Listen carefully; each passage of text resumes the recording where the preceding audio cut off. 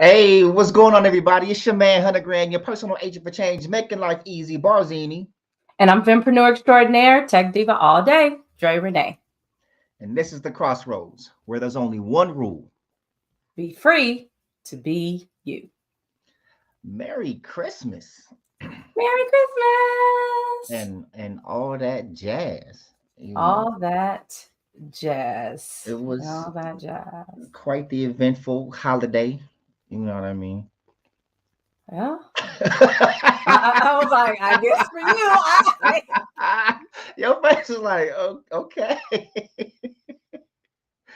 Well, we hope everybody that's tuning in had a Merry Christmas. I actually had an awesome Christmas. Yes, tell us. Well, at least tell us what you can tell us.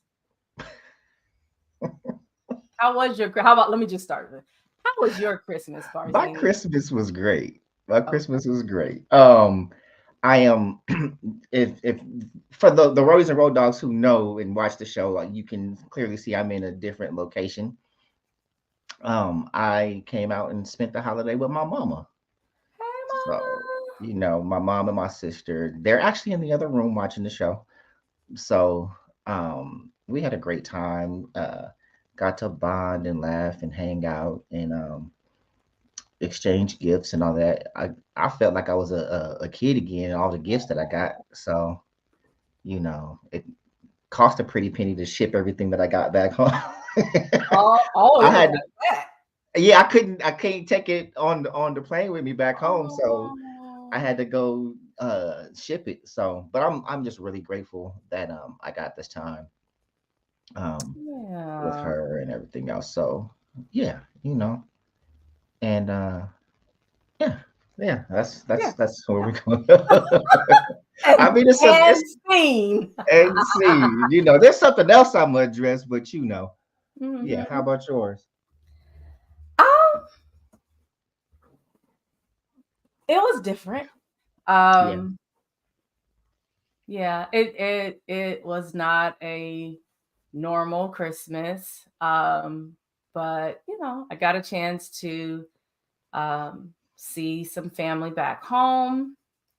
My in-laws and cousins, and made literally a couple of stops, and then came back home here. But it was just it was like a mixed bag for me. And one thing that I just realized is like, all of my I guess the traditions and the things that family do. I don't even, it just says Facebook user. I don't even know who that is. But I didn't see a lot of people, one, because I just like my energy meter was low. Second, I'm still very frightened. Like people are doing so much going out. Right. And I am not trying to catch the vid. And so when I got there, we had this thought like, oh, maybe we'll host something at the house and have folks come over. And like, as I was scrolling Facebook, I was like, So I am so sorry. I had every intention, like as much as I could allow myself emotionally to do something, and then physically I was like withdrawn. So I saw my in-laws because I was staying with them, and then like 2 other people. So it wasn't a lot. But what I was saying is just like the traditions of like house hopping on one end, but also like having one space for everyone to gather and congregate. Like it just doesn't exist anymore, and that made me very sad. And then I had the thought like, oh, well, maybe I can figure something out, to do that. I don't live, home anymore. So that part is different, to kind of want something that you can't create there, because I don't live there, and I'm not trying to tell nobody else what to do, but it is like, that part is very sad because, most of our elders are gone. And so it really is kind of falling on the next generation. And, the next generation is like, nah, I'm cool. They're like, get somebody else to do it. Else to do it. It's gonna be interesting how the traditions carry over. I will make a plan with you before I even get there, because that's better for me. Once I get there, right. Especially with the, but I have my mask on. I gotta pray over everything and everybody. I'm just kind of glad to be back in the space to be able to see people's faces. Mm-hmm. Because when we were in the pandemic and we started kind of going back outside and everybody was wearing the mask, there are so many people that I didn't recognize without a mask. Like we started a whole school year and in the pandemic, and we were required to wear masks. So these are people, and so like new stat, like people that you knew how people looked that you worked with before. But when you're wearing a mask your entire work shift, there's people that just every day just had on a mask. A mask, and you never knew what their regular face looked like. You might have seen it once or twice, but then when we came out of the pandemic and you see their face, it's like, you don't look like I thought you. It's like meeting people for the first time. It's real crazy, and just the fact that we lived through that. So that's something that is just one for the record books that I'll never forget. Yeah. And then and the holiday wasn't, while I had a great holiday, everything wasn't great because it's sports. Yeah. Well, one of my teams won. was like one of my teams. Okay. Oh, that's how we gonna play. Oh, because your team. Sorry. All of it. Like, listen. But again, I'm in between. Like I've emotionally detached from my football. But I found myself enjoying watching the Texans because I get to go to the games and they got a good young team. Mm-hmm. And I just find myself like when I watch them, I want them to win. You know what I mean? So well, shout out to Kirkland. If you're watching, is one of our road dogs. He is a Texan fan, like from Houston. So everything is Houston, and he's excited about his team. I don't hate I hate the Astros, but yeah, I don't want to hear no ghost Stros that knocked y'all cheated my Dodgers, so y'all can have that. Yeah. I go to the games and be that one person wearing the opposing jersey just because, or just stay in Dodgers gear. Well, I stay in the Dodgers caps in the Dodgers. That's true. So. I'm gonna say that's your normal. That's your normal. Yeah. So, they'll never get love from me. But a couple of other big losses. You had the Chiefs lost. They did. And again, let's be clear. They did. And people just, counted us out as they've been doing. But, Well, y'all are out. Y'all not going to the playoffs. Like, y'all got a notable win. It didn't turn the season around. Moral victory doesn't matter. Okay. It's a W. It's a W. I don't hate the Raiders. But it's a W. Now, I will say we're not out. Y'all out. I don't want to hear that. Y'all not going to no playoffs. Stop it. Okay. Now, I will say this. I will come back here and act a whole. Yeah, I mean, okay, and rightfully so. Now, this is what I am wishing Antonio Pierce well. I do think that he's done a great job since he's taken over. And I would love to see him succeed, just from the way he's changed the culture there, his approach, so I do have mad respect for the job that he's doing there. So I won't be I wouldn't be sad. Like, if they do, I'm happy for him. Like, okay, cool. I'm not gonna hate, but who's this? Raiders aren't out mathematically. Okay. Don't do us. I love the optimism, but come on now. I can't. When was the last time the Raiders was in the playoffs? Let's not. No, that's a legit question. That wasn't a shot. That was a legit question. Okay. It could be worse. You could be a Cowboys. So my mama, she wasn't my friend because the Cowboys lost and she's a Cowboys fan. Let's see. So I had to troll her. Oh, moving on. Now we can't. 2021, 2022. It was just recently. Okay. We had a season record of 10-7, second in the AFC. So that was just a couple of years ago. In the AFC or in the AFC West? AFC West, excuse me. Sorry. it matters. I know. I just was trying to let you know it was. Don't try to do us like the Cowboys because that's not gonna work out. Oh yeah, I don't. Cowboys poor things. They just, I don't know. I'm still on record saying that everyone should marry a Cowboys fan because They they ride are or die. they are loyal to a fault. Even if you are the biggest loser ever, they will still support you and big you up and encourage you and act like it, was never a thing. So, shout out to being loyal to Loyal to your inefficiency. folks. Oh. Yeah. Because like there are Shots are people who fired. have not been alive since they won, and all of a sudden it's we them Mm-hmm. boys, this our year. Just the optimism is crazy. I don't share Mm-hmm. it, but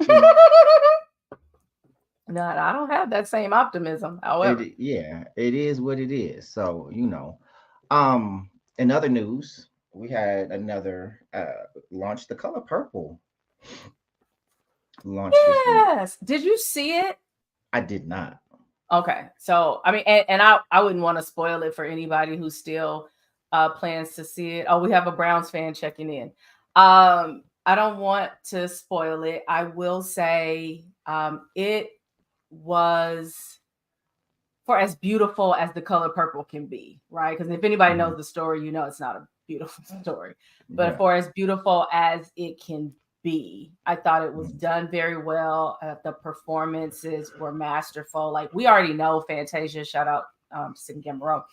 We already know Fantasia is a powerhouse singer. Like it's not really much. I don't even think there's anything that she can't sing. So that wasn't a surprise to me. But I really enjoyed Taraji P. Henson and Danielle Brooks, both as not just actresses, but to see their singing chops. So spoiler alert for those of you who don't know, the Color Purple movie in 2023 is an adaptation of the 2017 Broadway musical. So think Dreamgirls. If you saw Dreamgirls with Jamie Foxx and Beyonce and Jennifer Hudson, that's what this is. You are not going back to 1985. Okay. It's not a remake. It's not a remake. It's a reimagining, but of the Broadway play, the musical.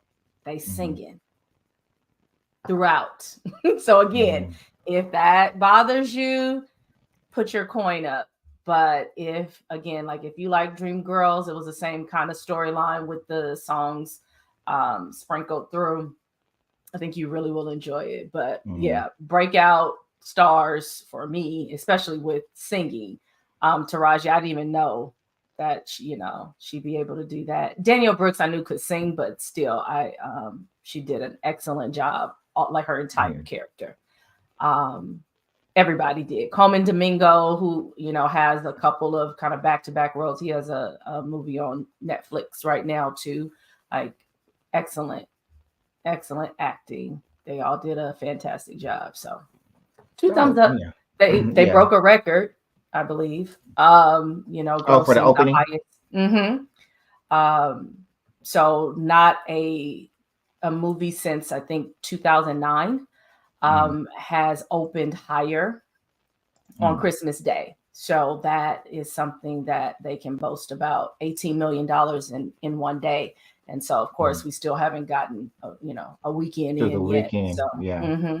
So it's dope. Shout out to the Color Purple. Yeah, I have to check it out. Hey, Miss Jones. Nadia Jones turned me up in the headphones. I still think she need to do a mixtape just with that name or whatnot. What you sipping on?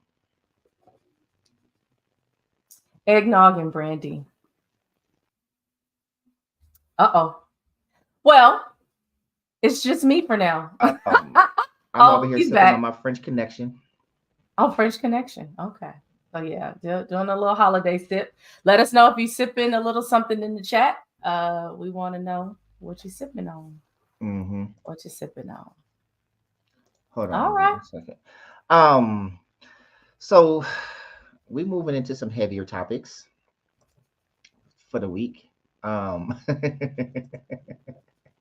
Well, before we move into the topic, what do we do every week so we don't get kicked out? Yeah, I know. Yeah, I know. So we're going what she's saying is the rent is due. And we need to pay it real quick. So y'all, as always, the Crossroads Podcast is brought to you by the House of 334. It's the house. For all your business branding and copyright needs, go to houseof334.com. It is Black owned, it is woman owned, it is Black woman owned, and it is amazing. And make sure you contact soon because the house will fill up fast. The Crossroads Podcast is also brought to you by the Crossroads. Y'all, for everything that we do, please go to our bit.ly. That's bit.ly/the Crossroads, THEXROSSROADZ. Everything that we do can be found there, from our donation link to our email, in our upcoming episodes as well. And y'all, we are so grateful for those who continue to donate to the show. This is a labor of love, but love ain't free. And if you think it is, go tell your landlord that you love them. See how that works out for you. Right. Also, y'all, if y'all have show topics, questions that you want addressed on the show, you can go to our email and send us a message. You can also DM us on our social media, but send us an email at crossroadspodcast@gmail.com. We would love to hear from you. This show is for you, and we want to create content that you want to see. So just always keep that in mind for all our roadies and road dogs. This is your show, and we are here. We research, we have discussions and everything else about what our audience wants to hear. So this is not a show where we just talk about the stuff we want to talk about. We talk about the stuff that the people want to talk about. Now, we ain't always going to talk about it the way that you think we are. We're not a salacious show. We're not a gossip show and everything else, but we will address the topics, for the greater good. And that's what we are about. We are about bringing people together, our community together, and everywhere else. So most importantly, though, y'all, please, please, please, no matter what platform you are watching us now, we are streaming live on YouTube. For our YouTube, please scroll. Also, hit the notification button. If you are watching us on Instagram, go over to YouTube. That's youtube.com/the Crossroads. Hit the subscribe button. If you are watching this on Facebook, head over to our YouTube and subscribe. Y'all, we actually are 25 subscribers away from hitting our first goal. We can hit that tonight. Y'all, please, if you're watching this, copy the link, share with your loved ones and everything else. I know we can hit 25 tonight. If we can hit 100 in the week, we can hit 25 in the night. So you will be helping us out tremendously by subscribing on YouTube right now. Right? That's all we want for Christmas. Yeah, a Christmas present, subscriptions. So we really appreciate those who have subscribed since day one and have been our roadies and road dogs from day one. But we want to cater to new audiences as well. So, come on the journey with us. Absolutely. And so the link is going to go in the chat, and you can just click it, go directly to our channel, hit subscribe. If you're already subscribed, tell somebody else to do it, right? 25 subscribers. I know we can do that before the end of the night. I'm going to keep checking the numbers. Yeah. I'm going to keep checking. And don't forget to click the like button as well, y'all. It's 2 clicks. It's 2 clicks. You know what I mean? Because there's a lot of people on enjoying their holiday with us. And so it should be reflected in the likes. Hit the like, hit the likes, hit the likes. All right. So, all right, you want to bring us in on this one? Yes. I know what I'm supposed to do.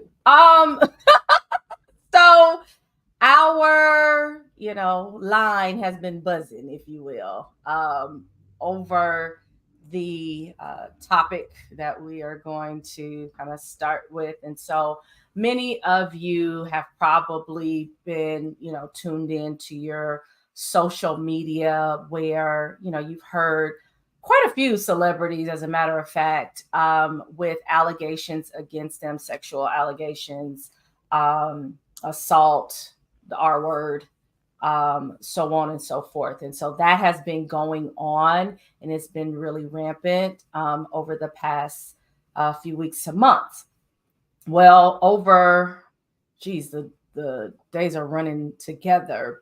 I want to say last week at this point. So maybe about 4 or 5 days ago, there was an additional allegation against, and so the most prominent person I think that's kind of continually in the news is Diddy.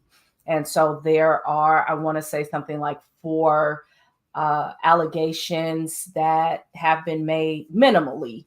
And while one suit had been settled, right? Well, no air quotes, had been settled financially, then there were some other allegations that came up. Well, in the past few days, Cassie, who is Diddy's ex-girlfriend, who settled, allegedly has turned over burner cell phones from Kim Porter, who is Diddy's deceased ex-girlfriend, mother of 3 of his children.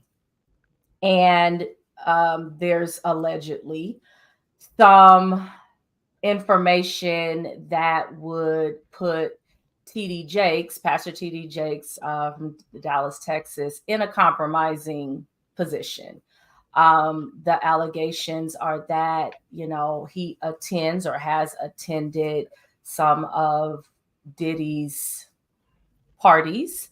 And at some of these parties, he has been involved with sexual activity of the same-sex nature. And there are even additional allegations that, underage or minors were involved. And then some stories even, around the church that these things have been happening for years. So what we started to see was an onslaught of podcasters, content creators, TikTokers, all the ers that have come out with, I knew it. I never did like him. I stopped following him long ago. Yada yada yada yada. Again, we haven't seen anything. Everything is alleged by one person, and then it's supposed to be backed up by this information that allegedly Cassie has turned over to the FBI. So one of the things that, people are asking, like, oh, you guys got to talk about this. And Barzini and I actually were talking about it just like as friends. And, we felt similarly that it's really a shame that, when these things come up and are out, people do not wait for all of the information. Or even at least enough information to say, okay, that person did it. It's just the word of someone that we don't even know, okay, that's come out. And now there's this big thing about him, and there's nothing really to point to. Of all the people that I've watched, only thing I've heard was like, well, we just need to wait and see. It's going to all come out. You can't, what's done in the dark comes to the light and blah, blah, blah. And it's like, okay, what if, I'm just supposing, what if at the end of all of this, nothing further comes out? Right. And folks have said all kinds of things. Immediately, I just started thinking about his family. Right. And whether or not it's true, these people are affected by that forever. And you can't walk back allegations, especially when it comes to children or minors. Those aren't things that you can wash away. And so we have to be careful. Even on this show, it's like, okay, we'll talk about it. But we wanted to do so in a way that, we showed care to everybody, because again, like, we don't know, we don't know what's true and what's not. So that's kind of, I always give the background, but, we can get into it. Please feel free to type in the chat. Again, this is your show. And so we want to speak to you. If you don't agree with us, that's absolutely fine. If you agree with us, that's absolutely fine. This really is about meeting at the crossroads and getting an understanding of other perspectives. So feel free to do that. Hey, Callie Bell. So you entered the building. Welcome. Yeah. Merry Christmas. Yeah. All right, Barzini. So, how do you feel? Oh, let me I think we're all guilty of this, and people are quick to pounce on things that cater to their narrative on whatever side, right? And um I think it's something that we need to be very cognizant of. I'm sorry, I can't even get it out. Blame the alcohol. But like the whole I knew it. You know what I mean? The I never liked him. Okay, cool, right? And I'm not saying this to defend him, but I'm also not here to condemn him. You know, very little surprises me these days. But when someone puts something on the internet and people pounce, you can't get that back, like you just said. And right now, in 2023, going into 2024, I've said this before, nothing anymore is about facts, it's about firsts. And once a narrative is put out there, it is now incumbent on the person who is about to catch up and get in front of the narrative. And you can't always do that, right? And so, even if nothing further comes out of this, it's still, oh, well, he paid somebody off, or well, this is going to go away. And people aren't really going to believe it. You know what I'm saying? Um, and I think I've illustrated this before, like on that movie Iron Man 2, right? And the scene where the bad guy comes to the racetrack and fights Iron, his vulnerability that he has the same technology, as Tony Stark and all this other stuff. And Tony Stark went to see him in jail and was like trying to find out how he got the technology. And the dude was talking about like how he beat him. And he was like, you didn't. You're the one in jail. And dude looks at Tony Stark and he says, if you can make God bleed, people will cease to believe in him, right? It's not about killing God. If you can make him bleed, show him to be mortal, show him to be vulnerable, people will cease to believe in him. And so I liken that to information, right? Nothing has to be true, but if you can cast a shadow of a doubt about someone's character, people will always look at you with a side eye now.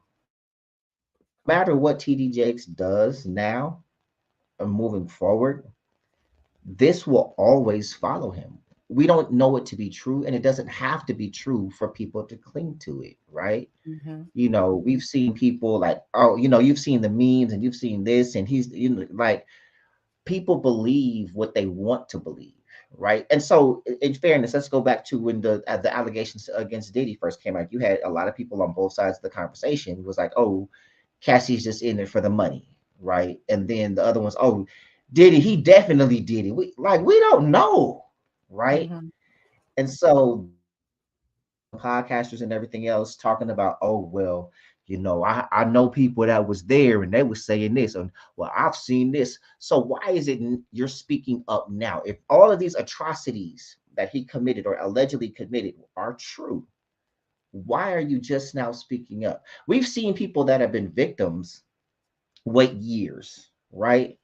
But if you weren't even one of the victims and you know this was happening to people, why weren't you speaking up? I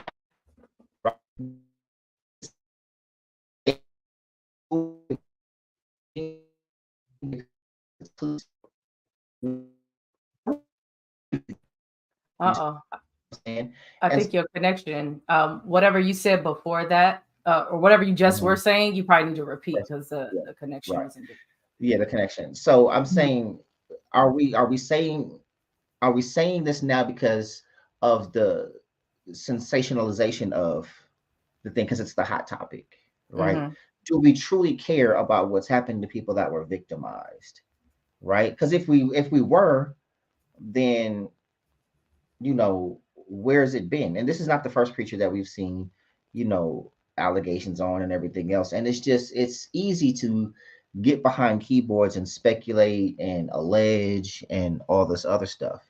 And I just want to remind people, like, when you put stuff out there, your words are like feathers in a storm, right? And you open this bag full of feathers and they fly out, you can never get all of them back and put them back in the bag, right?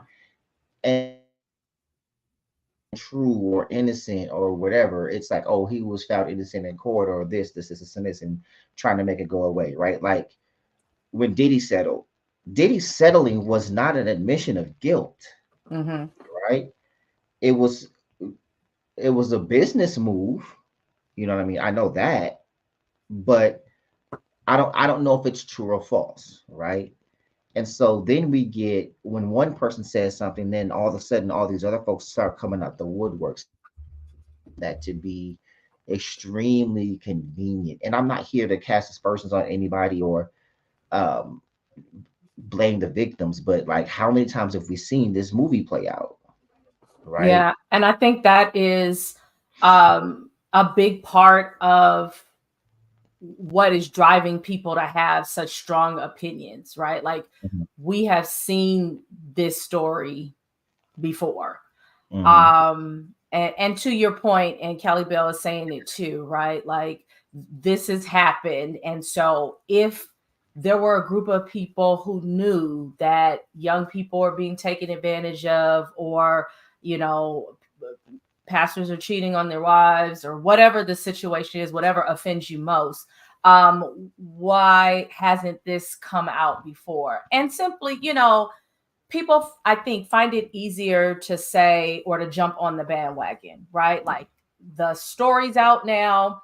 Okay, I can say I knew, but it takes a lot to be the first person to ring the bell, right? And sound the alarm, particularly when you're talking about people in power. I know several victims and abuse survivors who never tell or who have against regular people and are not believed. You know, it's a very slippery slope. And I know folks will say like, well, why didn't you say something? Why didn't you say something sooner? And God bless you if you have the liberty to speak from that place, right? But if you ever have to consider like, well, what's going to happen to my job if I say something? What's going to happen to my family, my children, my parents, whatever? Like some people are threatened. If you ever say something, this is what's going to happen, right? And so it becomes a very, very slippery slope to say, well, I want to, and I was listening to another podcaster just like, well, when you don't say anything, you know, you make it so that this person can victimize someone else. And that is true, but also that's a heavy responsibility to put on, let's say, a child, right? Like it becomes your responsibility to bring somebody to justice so that another child, right? Like, come on. And so that when we see this happen, I try to be empathetic. I try, you know, to think like, okay, what could be or what could have prevented someone from speaking sooner if they are telling the truth. It is unfortunate that some people just lie. And when people lie, it really just taints it for everyone else. But there are some that are literally just trying to figure out, I've already been abused. I've already been victimized. Will I be setting myself up for more of the same by saying something? And history says, yes, you will. And this time it's going to be public. You know, you might think, well, at least last time it was behind closed doors, or at least nobody knew about it. Now it's going to be on public stage. And this, again, is if we're talking about a celebrity or you're talking about somebody with influence. This feels that way even for people who are, you know, dealing with it in their communities, or like I said, on your jobs or in your neighborhood. But imagine, you know, you're on every social media platform from here to kingdom come, that everybody has an opinion on what you did or what you should have done. Kiana says there's strength in numbers. People may feel like it's easier when someone does go for. Absolutely. It's just like, oh, somebody kicked in the door. Let me go on and run through it. Right. Someone said, I've been waiting for this conversation. Yeah. All right. But, and to Kiana's point, and that's true. The problem with that is on the flip side, there are strength in numbers when it's not true as well. True. Right. And I think that's where it gets convoluted because we've seen it. And it is unfortunate for people who are truly victims, right? So we live in an age where you do, like you said, when people have lied, it people naturally raise their eyebrow when someone is trying to tell their truth. Mm-hmm. You know, so it's kind of like we live in this world constantly asking the question of what's real. Unless it fits her narrative, then it's automatically real. Oh, like he did that. Yeah, he did it. He did it. And then we start doing this thing where this is always fascinating to me, where we start to insert ourselves into the thought process of people we don't know, and right. Like, you ever watched National Geographic and you listen to the narration of it, and Mm-hmm. whatever animal they're talking about, oh, the cheetah is thinking that blah blah. How do you know? Did the cheetah tell you what it's thinking? You know what I'm saying? Mm-hmm. It's giving it this whole thought process of this animal. And when you're young, when you don't really pay attention to the logic in that, you're like, oh wow, like no, what is the cheetah thinking? Wow, that does you right. No, Mm-hmm. you know what I'm saying? The cheetah might be like, I'm hungry, there's something, I'm gonna kill it and eat. That's about as far as it goes.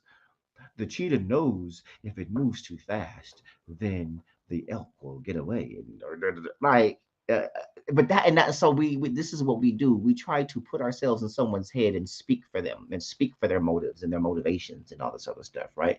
And I'm sure I've done it too, but it's kind of like you don't know these people, right? Mm-hmm. One, you don't know it to be true.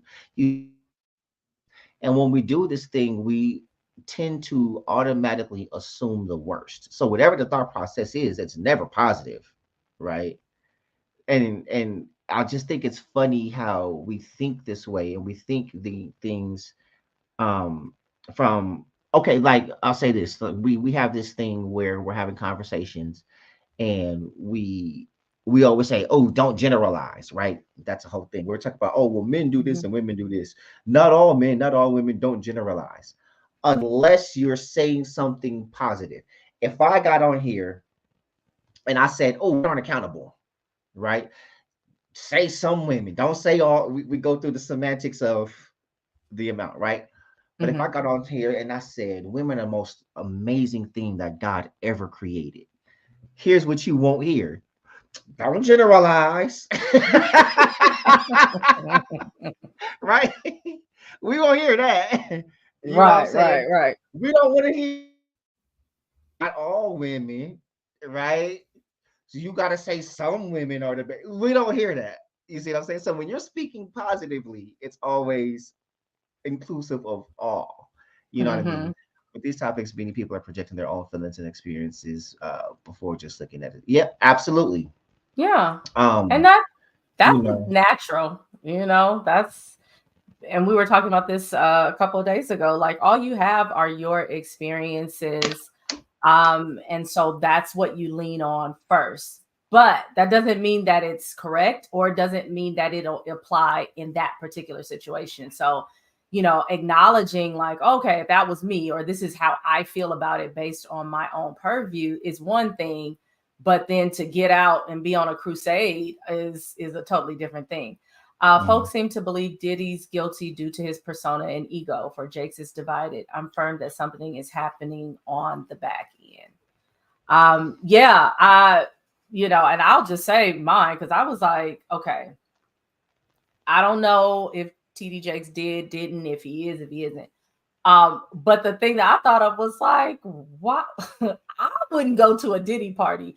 I'm trying to figure out what you think is good for you. And we know he's about the brand, mhm, So what do you think is good for your brand at any type of party, even if it's not the most salacious? Because we've heard what type of parties, they're referring to. But even if it mhm, was a birthday party, sir, outside of I'm gonna get there right when they cutting the cake and I'm cutting out, like what mhm, in the world do you mhm, think is good there? But again, that's me considering what I've seen of Diddy and being like, that is not something I would want to be mixed around in.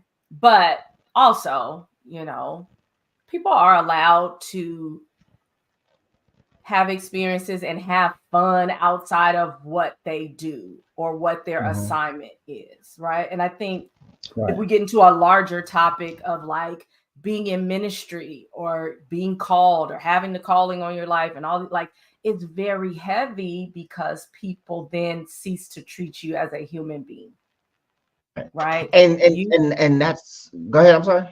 No, I was just gonna say, and you don't stop being who you are. You don't stop having the same likes or dislikes, and there may be things that you perhaps will turn away from or not practice, but like, it's not overnight somebody waves a wand, it's like, oh, you no longer like hip-hop because it's crazy, the pressure of being on a certain platform. Like, I remember just growing up in the church and as a kid and everything else, one third generation PK. My granddaddy was a pastor, my daddy is a preacher. Then I was, in front, in the church, coming up on the praise team, traveling, blah blah blah blah blah, and people are watching you. Myself living for the image versus just living. You know what I'm saying? Oh, I can't do this because what are people going to say? And it was a lot. And I just had to get to a point in my life where I just said, fuck it.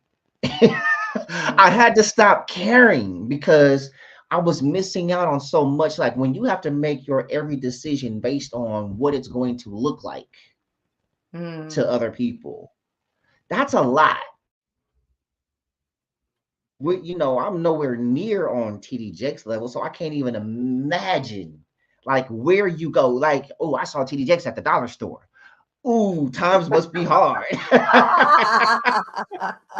He must be going broke. Like, that would be, just imagine if TD Jakes went to the dollar store. That would, right? Like, I can't go to the dollar store. You know what I'm saying? The internet. If he was at McDonald's, right? Like, one, it would be a problem. It's already a problem that he's a mega pastor and he's worth millions. Ooh, these pimp preachers, right? But then you go to the dollar store. Ooh, times must be hard. How you gonna preach prosperity and you go to the dollar? Like, which is it? You know what I'm saying? And so you can't go certain places and do certain things. It's like, and if you're with a certain person, that means you have to be automatically participating in the things that they participate in. And that's just not always real life. And so, this picture that they took together and Diddy's laying his head on TD Jake's shoulder or something like that. See, we knew it back then. Yeah, because, and that's weird. Like, y'all, that is the definition of reaching. Like, come on. You know what I'm saying? And so some people are just too holy for their own good. You know what I'm saying? Oh, I don't, those people like, oh, I don't watch sports. Oh, no, I don't drink soda because, oh, I don't do that. Like, nobody, I don't eat jelly because that's I don't know, just the dumbest stuff. Oh, no, because, and it's just crazy how we create these templates and all this other stuff of what you're supposed to do. And then we create problems where problems don't exist, or narratives where the narrative wasn't. And for what? Like, for those of you who are just going out of your way to blast Bishop Jakes, that change what you have to get up and do tomorrow. Like, do you get the day off of work tomorrow? Are they putting more on your check? Is your family better off? Is your career elevated? What do you gain? And a particular person that's just going in, and I won't blast this person's name, but they have forgotten that this was once them. And you know exactly who I'm talking about. And so I also just want to remind people, tomorrow it could be you. Like, some of y'all are literally a click or a post away from it being you. You got so many people who, a screenshot of a DM can ruin a marriage, lose a job. Like, people got receipts on things that you thought you were saying or doing in confidence. All of us, me included. I'm definitely a screenshot or a picture away from This doggone podcast, somebody be to took if you go to our earlier episodes, right? Like a screen grab, like yeah. but it did happen. Like some of our students got a hold of the podcast and airdropped a clip of me saying, some adult things on our show. You know what I mean? Someone says, I feel like Jake's public response on Christmas was a bit suspect and it didn't move me to believe his innocence. If anything is implicated about him, however, it's a learning lesson. No matter how you slice it, it's life and something happened. Can't say what though. I hope it works for him. Many of his sermons. Okay, let me address this comment if we can put it up. It's up. Yeah. So it's blocking your face, so we gotta. Yeah. So let me say that. One, here's the thing: we don't know that something happened. We don't.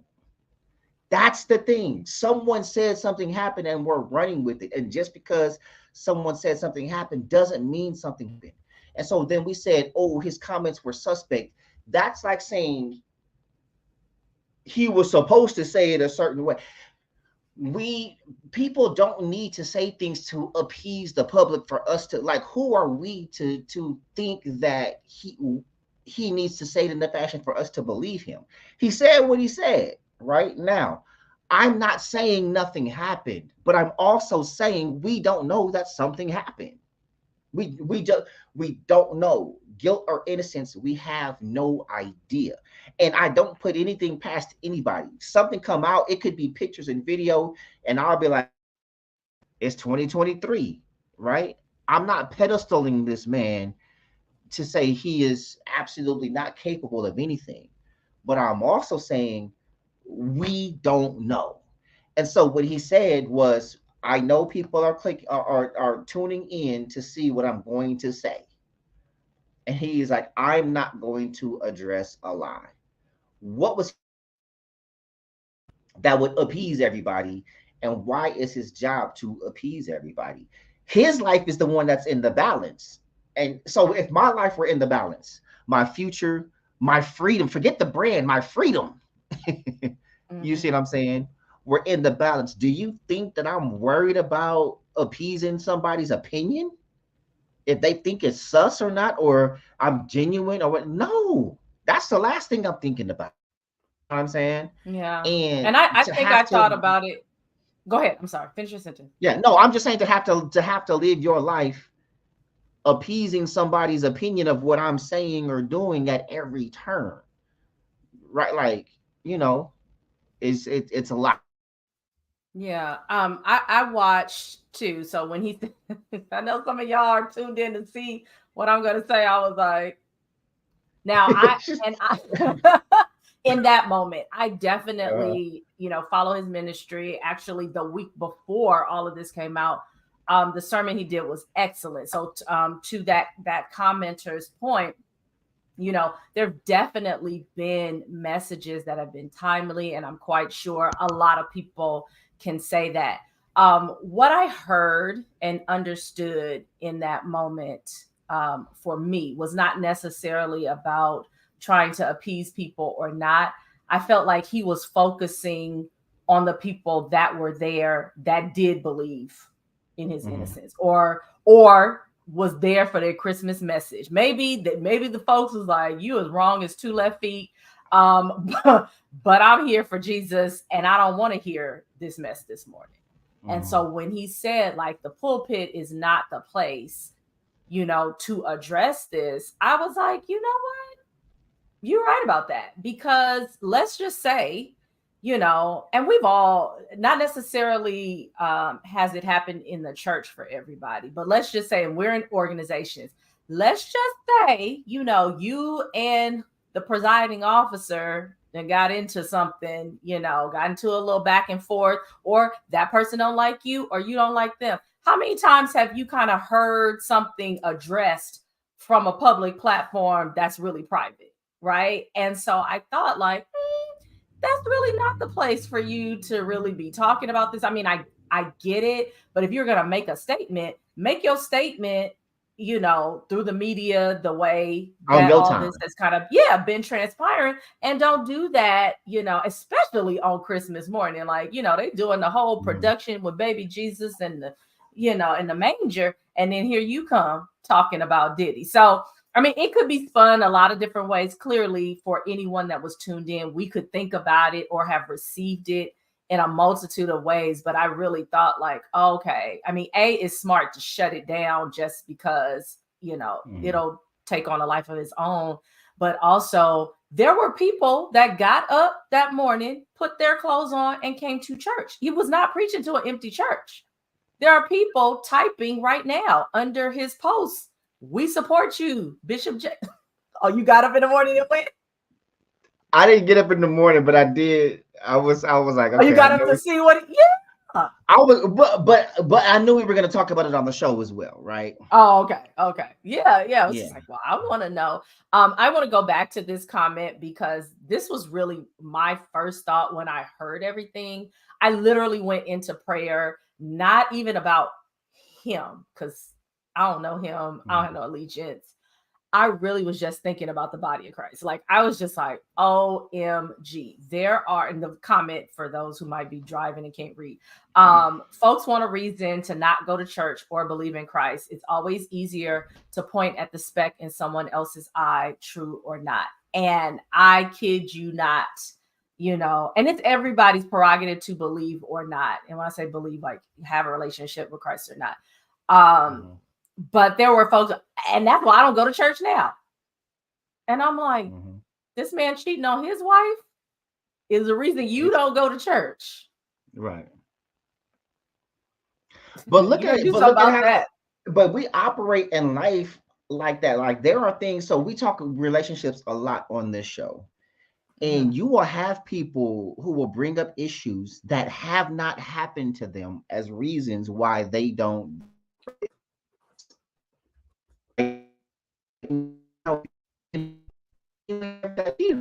First of all, you can't get cheated on if you can't even get into a relationship. Like, let's get there. Like, can you get to that? Get somebody that will cheat on you before you start talking about somebody cheating all the time, and that's why you blah blah blah blah blah. Like we find ways to not be accountable or put forth effort, and it's about Christianity specifically. Let's be honest, because you don't really see this when it comes to other religions, right? You don't ever see people trying to discredit Islam or Hinduism, like nothing. It's always, how come Christians don't? You don't ever see anything like, and it's always from people who don't go to church anyway or don't believe anyway. Like, okay, if you choose that to not believe, cool. Right? That is your life. That is your prerogative. That is future. And we'll find out what the truth is the day after the world ends. Right? But I think people that don't believe have this missionary zeal to get people to also not believe. And what does that profit you? Right? And I told somebody else, like, they was trying to discredit God. Now I was like, okay, you know what? Bam, I don't believe in God anymore. What's next? Where do we go from here? Well, I don't know. That's up to you. It was up to me before you even said it, right? It's up to me whether I believe in God or not you. You know what I'm saying? When you analyze a person preaching and not working on a relationship with God, you won't go to church, right? Or but now some people do go to church and still idolize the man, which is also like off. But like, why do people have to share your choices? Right. And I'll get on Christians too. Like sometimes it's like, yeah, I know, preaching the gospel and you going out there and sharing I get it, but it's still that person's decision. Your job is to present the opportunity and the information, not to condemn those who don't. Right. That's already going to happen on its own. And we literally have an example of Jesus not doing that in an instance of adultery. Okay, yeah. Where the people are like, hey, Jesus, what you gonna do? Because this woman is, in the words of Miss Joyce, laying it low and spreading it wide, Oh. Right? But yeah. What you gonna do, Jesus? And, initial response was no response. I'm gonna bend down here and be writing in the dirt. Now that is hilarious. Like, I'm telling you what's going on. Aren't you gonna respond? There's no response. Then they dig in deeper. Jesus, okay, this woman is committing, like we saw her. And it's like, hey, anybody that's not sinning, go ahead and throw rocks at her. And nobody could throw a rock. But these days, everybody's throwing rocks, but not really understanding or remembering, like you said, like if you haven't found yourself in a compromising position, it's coming. Give it time. It's coming. Give but it if time. You have, the worst part is for those of us who have, right? Like you have immediately been regretful of something that's on Front Street or something you said or something that was captured, and then time goes by, right? Or you eke by. The grace of God is on you, and whoo, you don't have to pay the price. And then you get to a place where you sit in judgment of somebody else. So all I'm saying, be careful, because the door swings both ways. It is important, for those who do choose to have their relationship with God and believe in Jesus, like have that relationship. You are always going to, and I was having this conversation with #Boo, like we're always going to be disappointed by people, particularly the people that we love, right? Or the because people that love us. Yeah, it's gonna happen. But are you going to allow that to turn you away from the greatest relationship that you could ever have, and the one that literally sustains you, created you, all of those things? Like, it's not worth it. And that's why I said, like, we can have this conversation, but at the end of the day, if he did this, yes, it would be. And when I say devastating, meaning like nobody wants to believe somebody that you look up to. Think about all the relationships that he has, the people that actually go to the church. A lot of us are like e-church members, or we swing by every now and again on the YouTube.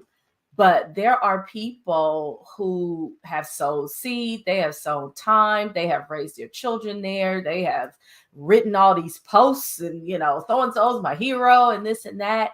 And yes, that would be awful to find, like, that the person that you had this kind of hope and trust in, what is mortal, is human.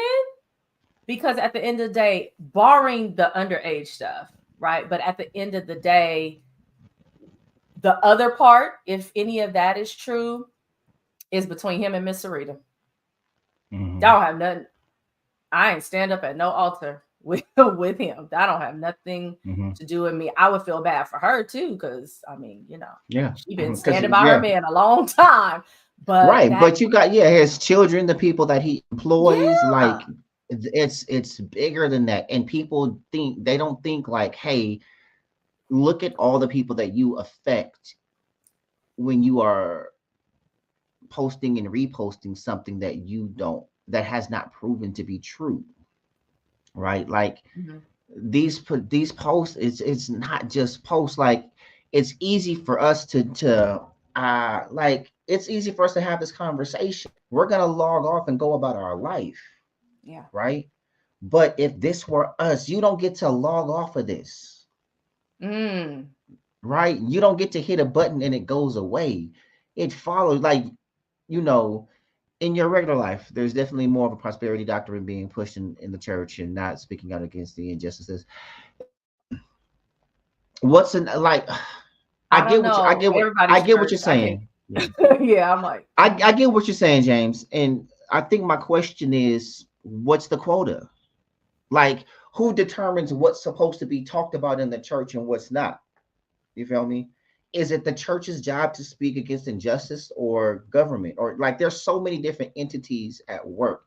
And I feel like I would never want to be a pastor, because that microscope is huge.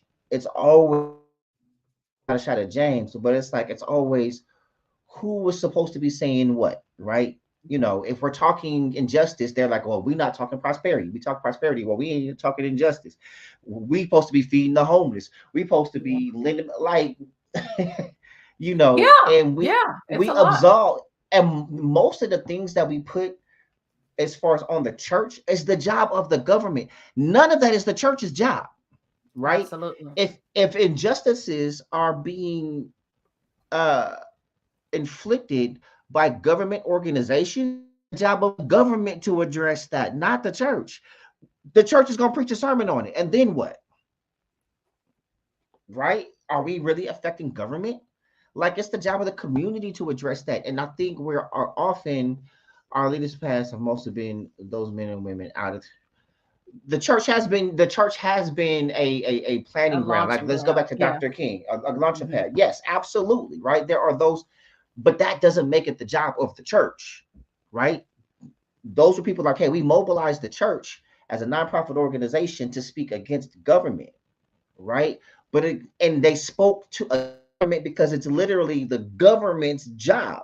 The church was trying to make the government do its job, right? But the church also has a job.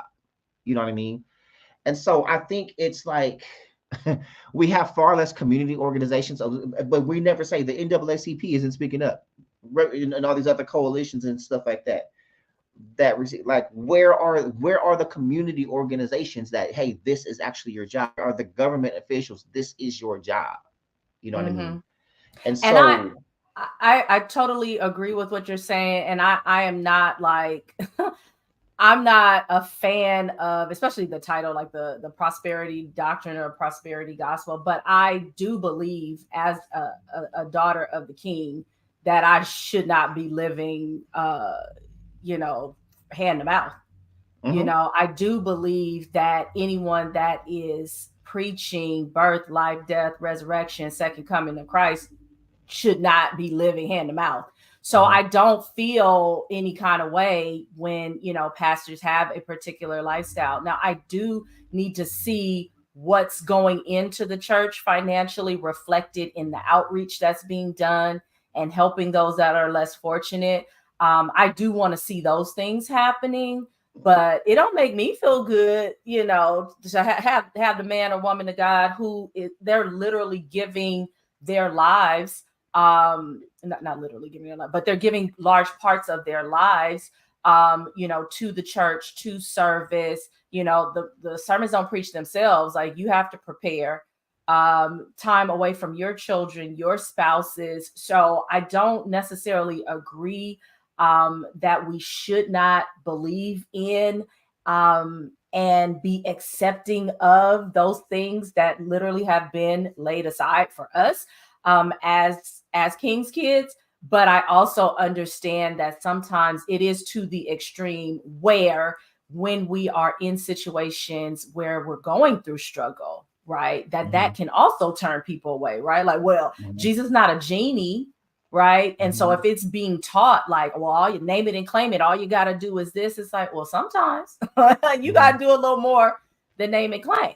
Right. So it definitely is a balance. But I believe, the church's job is to preach the gospel. It's not, Right. the rest of that is not their job. Right. But from what we get in the church, from what we should be getting in our families, we should be able to then go into the communities and affect change. I do Right. believe that. Like, what we get there should give us enough to be able to go out in Right. the world and And reflect what I it is that I we receive. also just want to paint a picture, because I think we lose sight of the practicality of Christ, right? Jesus wasn't broke, right? Jesus worked and was able to quit his job to follow his purpose. You don't do that without money in any Mm. time period. You feel me? Like, and not only that, people think that the disciples were just people that followed him. Mm. Jesus chose those to follow him very strategically. Look who was following him: a doctor, a tax collector, a fisherman. These were very practical. They were businessmen and things that we gonna need. Hey, we gonna Yeah, need to eat. you need to We eat. gonna Yeah, we need to manage this money, right? We might get sick out here on the right. road. We need Somebody somebody, bandages up. like, you feel me? Yeah. And so, like, Jesus wasn't in that poverty or nothing. You know what I'm saying? Like, Jesus had a business of his own long before he went into ministry, right? He was a businessman. I venture to say he wasn't working for free. Yeah. Go to any ministry and follow a broke pastor. If my life trajectory is that of wealth and prosperity, why would I follow someone who is broke? You can't teach me like, and I think we forget about the church. I feel is somewhere where need to get practical application and knowledge, right? We need to be teaching finance in the church, because if we're talking about injustice and change, it starts with money, period, because that's where power is. It starts with money. You see what I'm saying? And if our people don't have money, we don't affect change, because government listens to those who have money, because that's what they after, right? That's why these powerful billionaires can affect change, because I'm contributing to, you know what I'm saying, these PACs and all this other stuff. That's how government works. Those who have the money and the power affect change. We don't have it. So if we can figure out how to get it, then we can organize and go into, you see what I'm saying? If black people had the money as a community, right? You think they'd be out here killing us? They kill us because it's like we're nothing to them. You see what I'm saying? So I think it's, we operate from this should perspective. This is what everyone should be doing. This is what the church should be doing, and all this other stuff.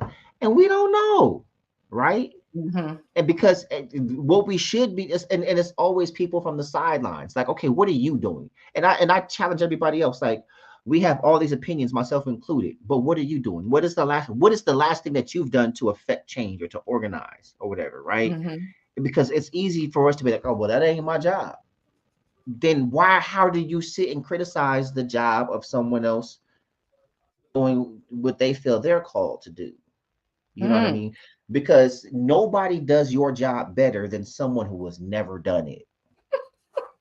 Ain't that the truth? And I am on record of saying, if you can't do what I do, you need to keep it cute, and most importantly, mute. Like, we do not we don't want to hear it. We don't want to hear it. We do not want to hear it. Even y'all should. Okay. All right. Yeah. So, and all churches are not the same as well, right? Like, if you go to a church or have visited a church and you don't like what you see, go on to a different church. Like, there's an opportunity to find a different ministry or find what it is that you need. I grew up in church, so I don't, really know life outside of that. But I did know when I had gotten to a place, my home church or the church that I grew up in, when I got to be a certain age and I was in college and I was encountering different things and different people and people that, didn't grow up like me and didn't believe like me, I knew I needed something else. I was like, this is my foundational level. I'm going to need something else. And so thank God, that there was wisdom there to start visiting other churches and connect to a different ministry that was going to help me in a different point in time in my life. God bless. If you go into the same church that your granny raised you in or your granny was raised in, it might be time to seek something else. There's nothing wrong with still being there and establishing lineage. But if you feel like I've grown as much as I can grow here, or perhaps you do have ideas for ministry, outreach, community impact that you are not seeing or you're not able to bring to the table, then you can definitely take that somewhere else. Or here's another great idea. You can start it on your own. You can start it on your own. That's a novel idea that a lot of people throw to the wayside. Like, again, it's easier to have all these ideas for someone else to do, and that's what they typically want to do, is like, oh, they should. Okay, so what about you though? Right? And that's my charge. All these ideas and opinions and assumptions about what someone else should be doing. What about you? Right? Some biblical scholars estimate that Christ along with the 12 disciples and around 60 of them in the church. Yeah, very plausible, right? Because it's money is a practical need, right? And as long as Jesus didn't go into ministry until what? He was 31, right? So he worked for a long time before he ever went, and he only spent 3 years Right. before being crucified. So when we look at the life of Christ, he wasn't in ministry from birth till crucifixion. He had to work. He was, hey, I'm gonna be an entrepreneur. I'm gonna save up this money because I'm gonna quit my job and follow my purpose. Mm. That's what he did. Jesus quit his job. He saved his money, quit his job, and followed his purpose. He gave a blueprint. That is Right? the blueprint, ain't it? Oh my God. So how many of us talking about, oh, my goal is one day quit my job and work for myself? Jesus did it. So when we're talking about prosperity preachers, like, you know, it's the church's job to teach, preach, not to force ideals or guarantee everyone to follow. It's a personal accountability decision, So thank you. Yeah, y'all, we can go on all night, but we have one more topic that we want to touch, before we do close out for the evening. But I want to challenge y'all and push your perspective on not only what is the church's job, what is your job? And when we cast aspersions on other people and condemn them to guilt with zero facts, all we have right now are allegations and speculation. We have no facts, and we've already condemned these people. Just remember, people's lives are hanging in the balance when we do this. Mm-hmm. You know what I mean? And so another life that's hanging in the balance, or a relationship, Brad. A relationship. Yeah, that wasn't one of my best segues. Speaking of hanging in the balance. So NFL player and safety Jonathan was on the podcast The Pivot, and he is the husband of the greatest gymnast ever, right? Simone Biles. No, just it is what she's the GOAT. And there was a clip of him talking about their relationship and how their relationship started that just set the internet on fire. And he made a couple of comments. One about she found me, and he also said that he feels that men are the prize. And everybody had feelings about his commentary, and they started comparing careers, and you haven't accomplished half of what she's accomplished, and basically he's nothing compared to her, all this other stuff. And I found this interesting because you are telling this millionaire athlete who was playing at the highest level in one of the most brutal sports on earth that he's nothing compared to Simone Biles. Okay, and that's not to downplay her accomplishments. She is the greatest gymnast we have ever seen. You see what I'm saying? But what we're talking about is a popularity contest, again, based on a narrative, right? And so my question is this: why are there professional accomplishments coming into play? And this debate of who's really the catch. How does, and let's speak for her, right? Okay, you're an Olympic gold medalist. How does that make you a catch in a relationship? We don't know what she's like in a relationship, right? We don't wake up with her. She saw something. She was on the show. So for one, how many of y'all watched the whole interview? Let's start there, right? Y'all saw this little, 90-second clip and ran. Which was set up for that, right? Yeah. I like the show. They don't pay us to talk about what show it is, but I like the show. But one of the hosts, I don't like him. So, but which one? What do he look like? Kenny. Oh shoot. Okay. But Yeah. Okay. I knew it was gonna be him. Okay, yeah. He's hilarious to me though. Right. I recognize that's his role. I mean, I don't know if that's what he's like in real. I watched him and his wife. I don't know if they were on another show. They were on a talk show. Mm-hmm. And he did something so beautiful for her, and I was like, I was very, very shocked. But again, you know, you can't judge a book by its cover. So I recognize, you know, he gets the people going. He's provocative, so that he does his job very well. And so that's how it was set up. You know, if you even if you watched the clip and didn't watch the entire episode. So I was like, oh, they trying to get some stuff, you know, kind of brewing. But yeah, sis was in there. She was in the room with them. He didn't say anything. I didn't feel like he said something she heard for the first time or she didn't experience with him. But folks were like, it was like, we got to put him in his place. And it was alarming. Like, why are you so passionate about somebody else's husband? Not to mention when he's saying this, she is over there grinning ear to ear, right? And they're actually kind of telling the story together. So society has created the narrative that the woman is the prize. When the wedding occurs, it's her day. Yep. What's wrong with the man putting himself on a pedestal? Right. And that is the question. And maybe we need to get some sort of panel to find that out.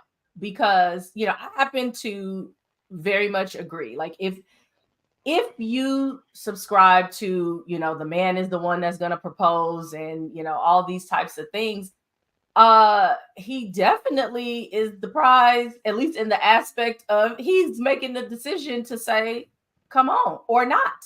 Otherwise, you know, we be out here on one knee, like, will you like, so, and that's not to say that women, I happen to believe, honestly, that, you know, in a relationship, each person should be the prize to the, like, you should be getting something in me and I should be getting something in you. That is my belief. I don't know where we got, like, you know, women's needs, desires, everything is more important than, because it's one-to-one, or at least it should be. And so if you're existing any other way, that might be why your situation's not the way you want it to be.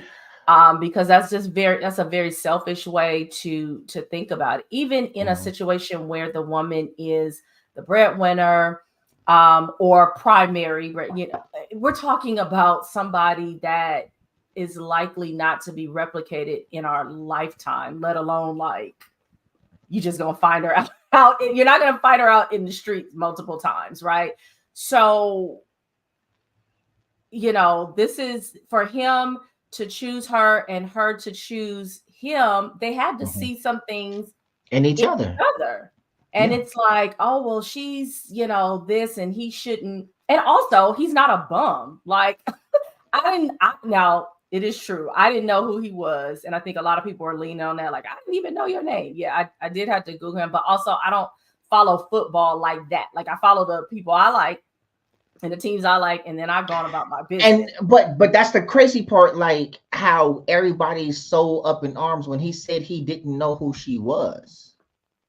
Yeah, like, but they're likening it like it is possible, but they're saying, like, you know, she is so decorated, like you really can't go anywhere without hearing her name or to know who she was. And I challenge that, because, you know, there are young people her age that don't know who she is. Like, people just don't pay attention like that, or what you think is important or what you think is newsworthy isn't necessary. Like, we just got finished talking about a story that I would assume everybody and their mama have heard about. And there's probably somebody right now that has no idea what happened in the last couple of days. And to that, I would say this, like, okay, then who was Mary Lou Retton, right? Who was Nadia Comaneci? Who was Dominique Dawes, right? Dominique. They're all decorated, gold medalists, right? It's okay. Matter of fact, for those people who are watching, who are on the he knew or he should have known or blah blah blah blah blah. Who is Joe Flacco? Let me ask you that, right? Does anyone know who Joe Flacco? Like, I remember him from a video game. Was that on Tecmo Bowl? Right. No, right? No, it wasn't on Tecmo Bowl. It wasn't Tecmo. Oh, it was on Mike Tyson's Punch Out. No, it was neither one. So no, I don't know who he is. I thought he was on the video. Right. So no, he's a football player. He was an NFL MVP, a Super Bowl winning quarterback, What right? on Tecmo And now, no, Are he's you not that saying the right old. thing? Tecmo Bowl was Oh, he back in got the that off. 80s. Oh, No, okay. he's still playing right now. Oh no, I don't He know him. he just played this week again. You know what I'm saying? He's on the Yeah, Browns. I told you. Only the So people that I know. Oh, yeah, Baltimore. right. Oh, okay, well, yeah, So she what I'm won't know. saying is he's decorated. You feel me? He's the quarterback that beat Colin Kaepernick in the Super Bowl, right? Look, everybody know. Everybody seems to know. Oh, Super Bowl Exactly. quarterback, Super Bowl Exactly. winning quarterback. God bless y'all. Go get y'all some Right. husbands. But they're clearly people who don't know who he is, but Yeah. he's decorated. Now, what's bigger, the Olympics or the Super Bowl? In America, right? Super Bowl. You see them every year. We tune in. Not everybody tunes into the Olympics. I love the Olympics personally, right?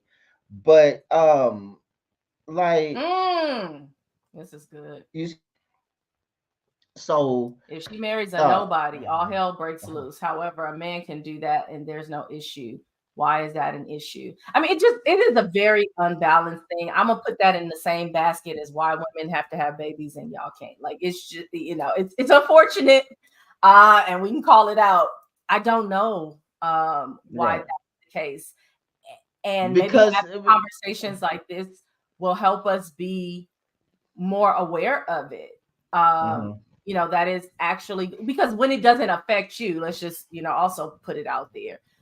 You're not really thinking about it like that. But, having these kinds of conversations like, hey, this is showing up. Now, this wasn't our relationship, but imagine like you're talking to somebody, you're dating somebody, you're getting to know somebody, and they're looking at your social media and you going on and on about how he's a broke nobody, need to stay in the background and blah, blah, blah. How do you call a millionaire broke? Yeah, right. That part.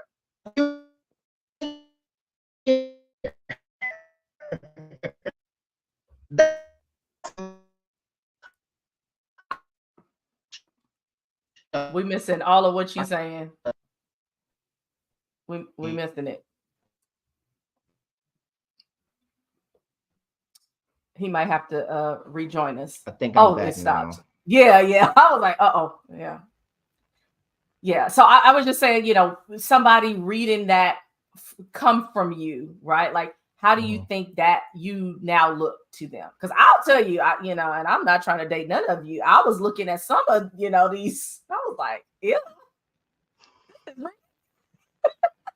So I can only imagine, this dude thinking like, wow, if you talking about him like that, who is a millionaire, and here this dude comes and not an ugly dude, right? Not at all. Not at all. He's handsome. He has a career. He's athletic. He seems like he's, a decent guy. I've seen him interact on Twitter. You said he's smart? Loves her. Like, people are missing the part of the interview where he is doting on her, where he is like, Simone said this. Yes, I messaged him first. I saw what I wanted and I went after it. Gotta do the slide. And to that, I'll say to the ladies, like, oh, I'll never holler at a man. I could never. Now, if y'all want to talk about who has what, you have the most decorated gymnast. You might want to slide. Right? You have the most decorated, the greatest athlete in this sport ever. Millionaire 20 times over, right? What makes you so much better than her? If she can slide, why can't you? You might want to slide. You feel me? So it's like shoot or shoot. And if her, as a millionaire and the most decorated gymnast in history, is shooting her shot, where you at? Hey, where you at? I made it to the winner's circle, so I'm just saying. Now I ain't telling you to shoot, as a way of life. But no, I'm just speaking against this mentality that, men are supposed to. No, first of all, show me precedents where that is true. Number one, let me dispel something, because we were talking about preachers and what the church preaches and stuff like that, right? Y'all, men pursuing a woman is not biblical. And I stand on, I don't like you. I can't stand, I stand on business. challenge me on that. Show me where that is biblical. And please, matter of fact, I challenge you to show me where men pursuing women solely, like it's just the man's job to pursue a woman. Show me where that is biblical without trying to use Proverbs 18:22, because that is not what that scripture says. Show me. Right? And I'm going to save you some time. You can't. You see what I'm saying? So nobody, before he propped himself up, like that. And the thing is, she was propping him up too. She's sitting there grinning. As like, they should. That's what, look, as somebody said right here, if you don't think you're all that, who will? I don't want a man that thinks he's beneath me. Confidence is one of the most amazing things anybody can possess. Right. And so, if you don't have any, or if you always downplaying yourself, or I don't want to say, like, I mean, and nobody wants someone that's so full of themselves, there's no room for anything for you, anybody else.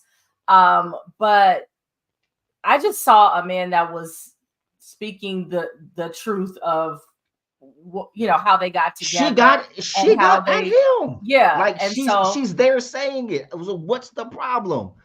Why are we so affected by somebody else's relationship? And it's usually akin to what we want and we don't have it. You see what I'm saying? Oh, couldn't be me. You're right. That's why it's not you. You see what I'm saying? Like, like, come on. You know, women usually give the okay for the guy to shoot his shot. Internet makes that not a thing. Like, but the thing is, ladies, shoot your shot. Shoot your shot.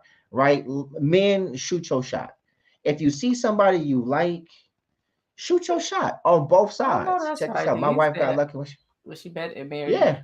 And you should feel that way, and so should she. Yeah. Now here we go. I'm gonna jump on the other side, not necessarily for this situation, but we have seen it, right? Where women, unfortunately, have been on that, that's my man, I'm sticking by him, and you doing all the things, and I don't believe what nobody say about him, and all these things, and then you running back to the internet talking about, what had happened was.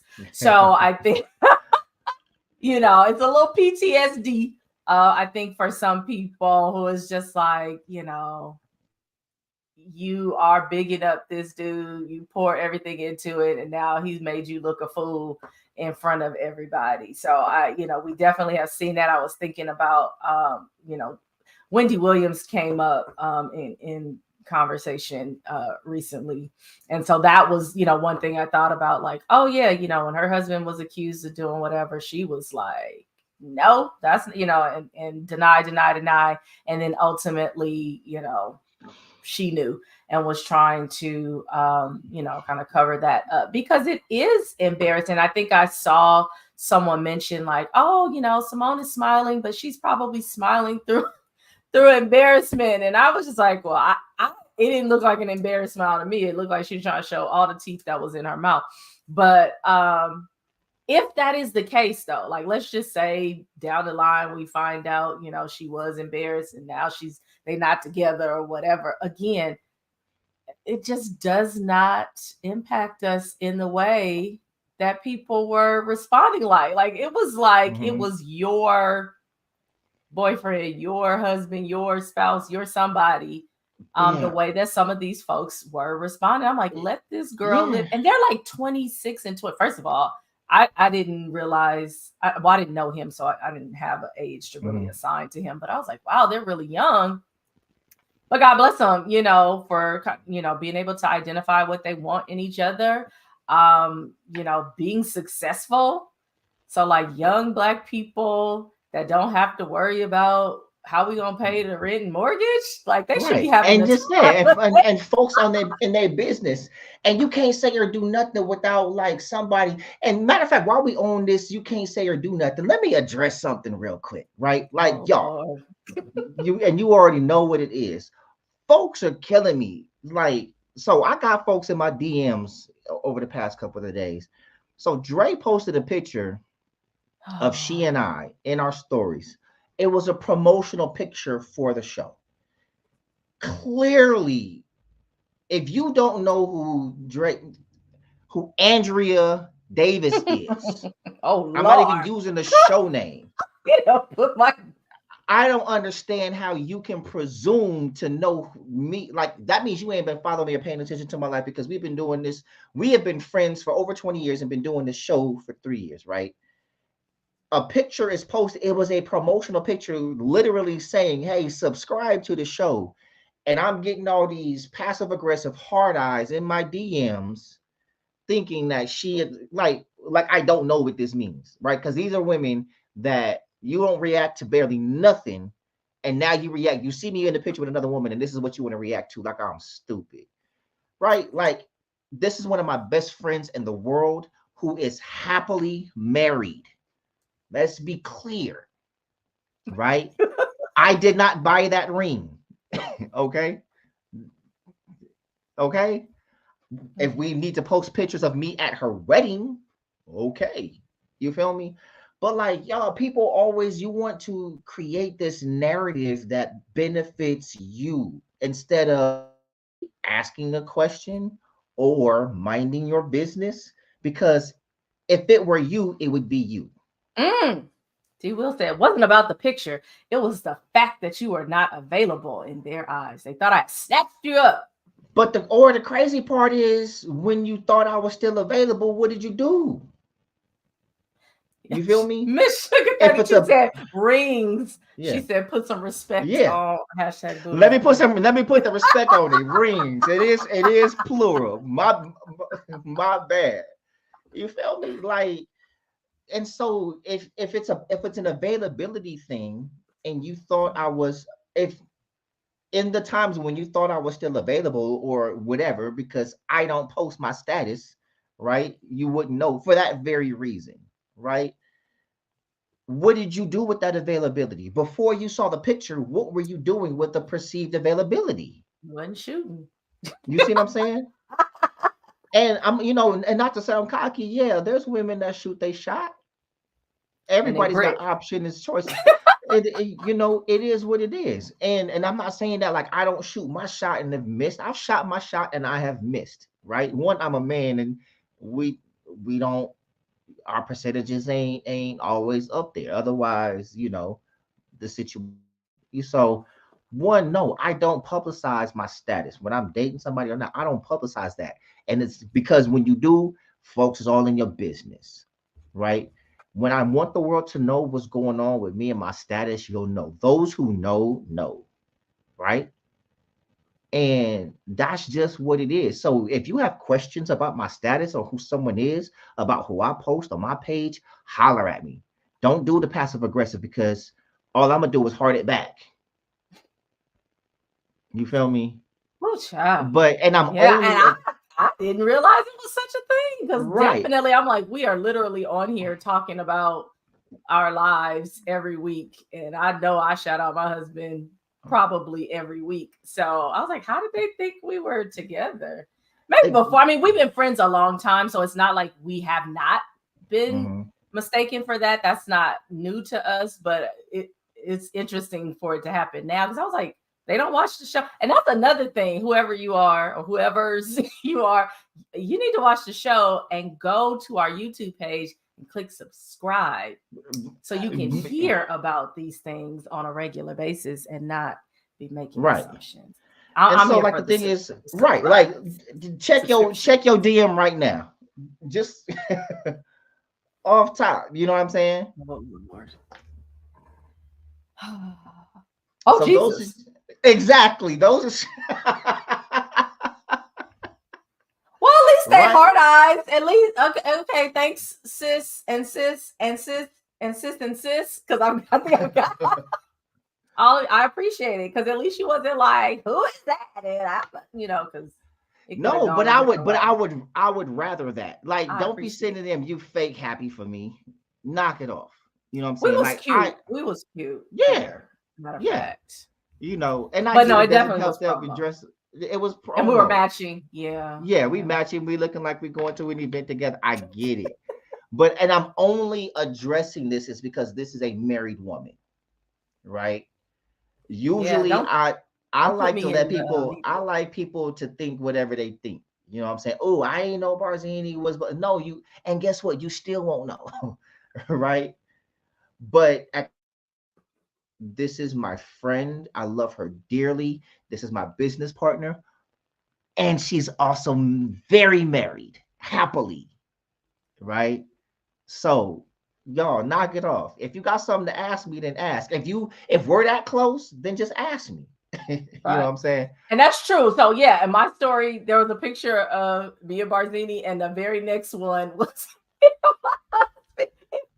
so I guess if you didn't know me, it'd probably be like, oh, no. Or if you actually clicked on the picture and followed the story, like if you did, if you follow the story or the link that says subscribe to our channel, like that, and the big crossroads was there, like it was very much branded. But and I understand people look at what they. There are those who responded to it, and I know your intention in our relationship. So I'm not speaking to all of y'all, right? There are some hard eyes that I know what it is. But there's some like, man, knock it off. Like, please. My Lord. You see what I'm saying? And for some of y'all, it's not you, and it's not going to be you. I'm like let's call it what it is. You know, like if we're doing it like that. So I'm saying on video. If it's you, it would be you. That's so funny. Somebody said I knew it would cause combo. I didn't even not some women replied ish. Oh God, you guys are funny. Yeah. Yes, I am. Yeah, definitely off the market. And the stories that come through here, if I thought I was gonna try to slide back into the street, I'm definitely right. But it's crazy what happens with some folks, because I sent her screenshots of some stuff because we laugh, right? A lot of it was for like, we used to go back and forth about what women do and don't do. And Dre capes, ladies, she capes for y'all. I'm telling you, but y'all make it real hard for her to do her job. I told hashtag boo today. I was like, I'm always going to bat, and now I'm gonna take my bat and go home. Like, because listen. Ladies, I know y'all keep receipts, but I want y'all to know, so do we. You feel me? And so when y'all think that, oh, we don't do this, we don't, just like when we go back to the WYD conversation, oh, women don't do that. And how many did I send you? I lost count. It was over 150 WYD texts. I'm mad he had all of them, as a matter of fact, but it's a simple search. I know, but I was just like, oh God. I wasn't saving them. I just searched my phone. Did a search, but you know. Yeah. So for all the stuff that men do, ladies, we know it. We're, you know, but come on now, let's keep it a buck. You feel me? So that's all I'm gonna say on that. You know. This will be clipped and reposted in case you didn't see it live. Like this one's for you. And you. And you know what I'm saying? Like, random question. I know it's late by like 20 minutes, but did I miss the definition discussion about power bottom? I submitted the question on y'all Facebook page. So, I mean, it's power bottom is not it's not a term that I had ever heard of before this conversation.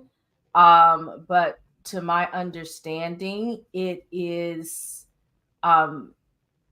if you're if you're familiar with what a bottom is, right? It's basically the power part is saying like, this is a person that is in control in the relationship, or they have a certain amount of influence or power, like in life, and in the relationship, but they like to receive.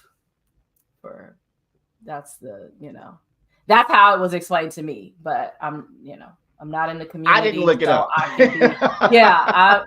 not in the community. I could be wrong. And so if someone has another description or definition, we are more than happy to receive the definition. The definition. The definition. But that's what was defined. Oh, if pause was a person. Right. If pause was a person. Pause. All right, so yo, we've talked about a lot tonight. Dre, what are your final thoughts with everything? Oh gosh. Let people live. That's just really um it for me. But I just think it's really sad um that sometimes we don't think beyond the here and now, whether that's with our actions or our words, our responses to certain things. And I'm not sitting in a place of judgment as much as I'm sitting in a place of like realization, even for myself, right? Like even as we have these conversations, like, have I done that? Am I doing that? Should I be doing that? Because again, it feels differently when it's at your front door, right? When you are talking about somebody that you will never meet, most likely, or you don't have a personal relationship, it's like afar off. And I think that's the thing with social media mostly, right? Like I don't know these people, they can't see my face, or it might not be my real face, if you're catfishing or something like that. So I can say whatever I want. I can be whoever I want. And there's no repercussion for that, right? There's no consequence for that. But to understand that there are real people on the other side of that. And even if you do have a relationship with the person that you are attacking or accusing or whatever, there are people that are connected to them that aren't necessarily in the fight. And so that's the part that's, very hard.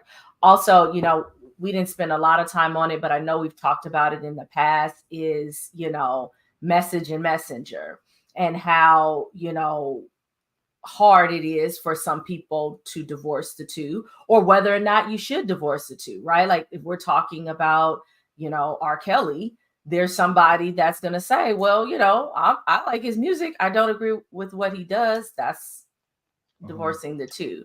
But if we're talking about a pastor, it's different.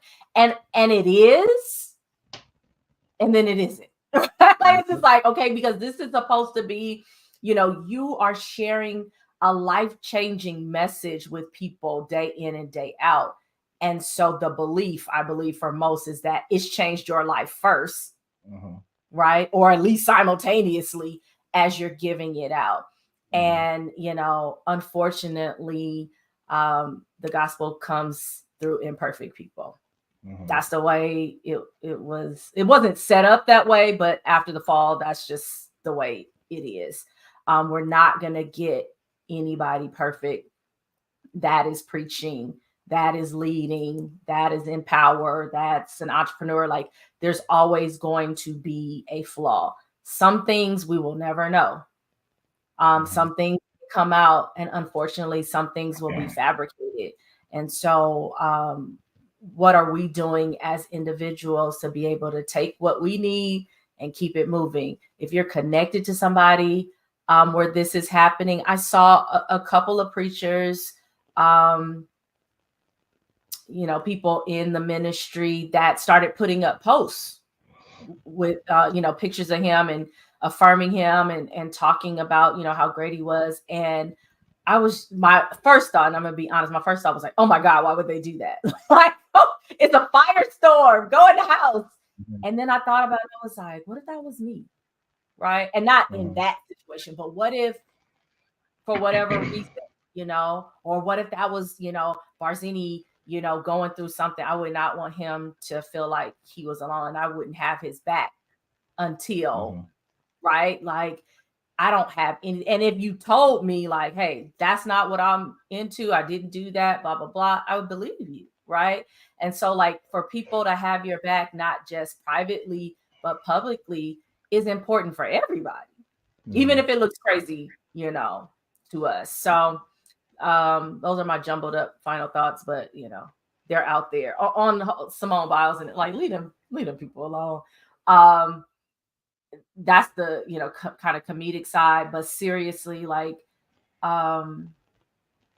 downplaying people's importance to each other is dangerous, now thankfully it seems like they are the type of people who are like kind of just letting it roll off of their backs.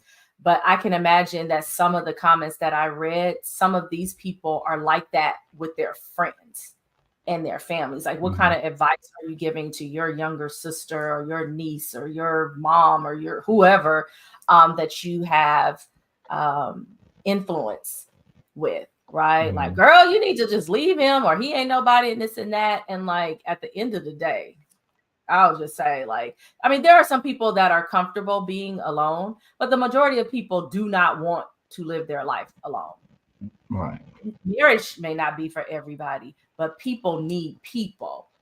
And so while you're encouraging somebody, to exert some sort of kingship or queenship, over somebody, like, that's not how relationships go. Even successful people got to come home and be who they are in the house. Yeah. And, who you are in the house isn't necessarily going to be who you are outside. And if you are, because some people do, they don't turn it off, then that's a whole different relationship you probably have.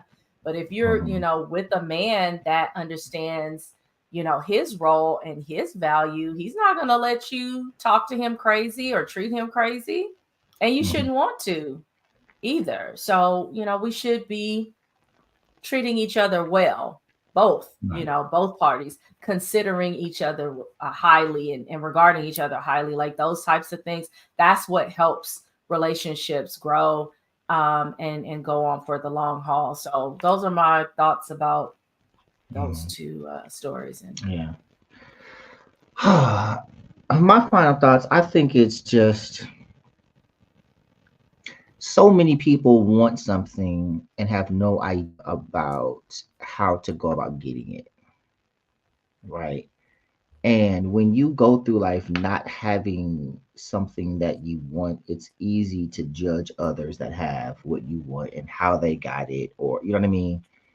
And so it's very easy to sit and judge someone else's relationship when you don't have the responsibility of your own. Because if you did, I'd venture to say you'd have less to say about someone else's relationship and how they're doing it. You got too much time on your hands. You know what I mean? I find it odd that we take license in telling someone what they should do professionally or otherwise. When it comes to Bishop Jakes, it's like we forget that pastors or being a pastor is a job. That's what it is. It's a job. Now, granted, there are some jobs where you can't be wrong. I go back to Dr. Fauci when he created videos, was on video saying, oh, if you take the vaccination, you won't get COVID. You were wrong, sir. And that's not really a job where you can be wrong. Right. And people still defended it. You were wrong, so I get it. But also, someone who was in ministry, when you say they can't be wrong or they do this, we have to learn to stop pedestaling the people. And there are times where you need to separate the message. You know what I mean? Now, should they be held accountable for their actions? Absolutely.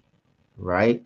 But so should anyone. Right. So let's take Red that was at Diddy's party doing God knows what. Why is he different than Bishop Jakes? Why don't we hear those names? Because we don't care. You see what I'm saying? I'm sure those other people that were there, these such and such was there. Like y'all know who was there. If you was there, you know who was there. Why don't we hear these other names, right? Because we're talking about like the nature of his occupation is what comes into play. Right. Like, let's keep it a buck. We're not naming the other rappers or entertainers that were there. Why not? You see what I'm saying? It's because it's the work that they do, and they know entertainers. We do this, we do that, blah, blah, blah, blah, blah. Oh, but he a pastor. And I'm not excusing him if he did it. You know what I mean? I'm just looking at what our focus is, and the focus where we place our judgment has everything to do with our. And at the end of the day, none of us know the facts. You're just running with a narrative that was put out there, and it's so easy to do. And I've said it a couple of times already on the show, even tonight. I urge you and encourage you to remember that when you click that send button or that share button or whatever to get the likes and the attention on social media, someone's life is hanging in the balance. And if it were you, right, and some of you, it has been you, if it was one of your loved ones or your family member or something like that, how would you want people to move and handle that narrative? Ooh.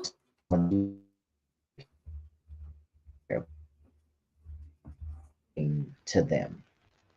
And I'll venture to say not. You see what I'm saying? Because you know them personally and you will defend their character or this is, so it's easy when it's not connected to you or someone you love, right? But when it's you, you know what I'm saying? Do you keep that same energy? Do you feel that you should be condemned the same way that you're condemning others, right? So just remember that's somebody's baby. That's somebody's father or mother or sister or brother or cousin or whatever, right?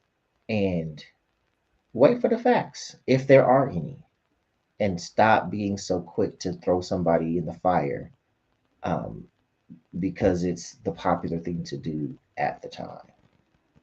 So Amen. those are my final thoughts. Y'all, we appreciate y'all rocking. So we That is here. love you too. Love Love you too, you too. Pop. Merry Christmas.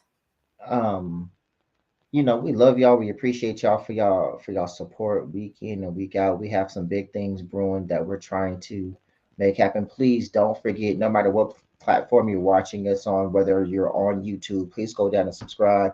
If you're on Facebook, please go to our YouTube channel, XrossroadZ, um, and subscribe to the channel. For those that are watching over on Instagram, please go to the YouTube and subscribe. We are 25 away from meeting our first goal.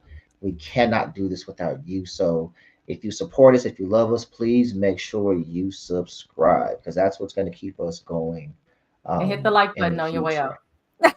Yeah, and hit the like button on your way out. So with that, appreciate y'all. And as always, in closing, remember. Be free to be you. We'll see Peace. y'all next week. Have a great one. Oh, thank you, Stephanie. That was a great comment to end on. You guys have a You're welcome. fantastic rest of your week. Bye.